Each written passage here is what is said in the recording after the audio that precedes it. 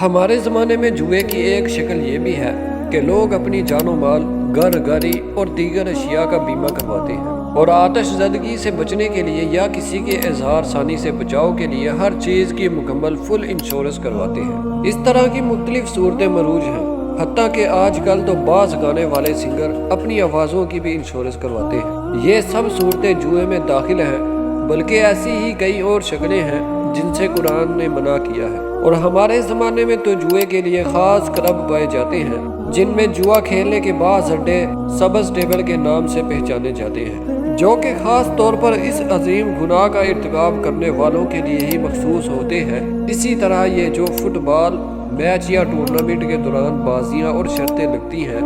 اسی طرح یہ بھی جوئے کی ہی ایک قسم ہے کہ کھلونوں کی دکانوں، کلبوں اور مختلف اسٹیڈیم اور شاپنگ سینٹرز میں بعض کھلونے پائے جاتے ہیں یا گیمیں ملتی ہیں جنہیں فلیپرز کا نام دیا جاتا ہے۔ جہاں تک مقابلوں اور ایک دوسرے پر غلبہ پانے کا تعلق ہے، اس کی 3 قسمیں ہیں۔ جس کا کوئی شرعی یا دینی مقصد ہو تو وہ انعام کے ساتھ بھی اور بلا انعام بھی جائز ہے کہ یہ انعامات میدان جہاد میں استعمال ہونے والے اونٹ یا گھوڑے کی ریس پر ہو یا تیر اندازی یا نشانہ بازی کے مقابلے میں ہو۔ اور راجے کول کے مطابق اس میں شرعی دینی علوم کی تحصیل، مثلاً قرآن کے حفظ پر مشتمل مقابلے بھی شامل اور جائز ہیں۔ وہ مقابلے جو کہ کسی بھی شرعی ہدف سے تو خالی ہیں لیکن وہ بذاتہ جائز ہیں، خصوصاً وہ بلا انعام جائز ہیں، جیسا کہ فٹ بال میچ اور دوڑ کے مقابلے جو محرمات سے خالی ہیں، جن میں نمازیں ضائع نہ ہو اور نہ بے پردگی ہو، کیونکہ بے شک یہ امور بلا انعام جائز ہیں، جو کہ خود حرام ہو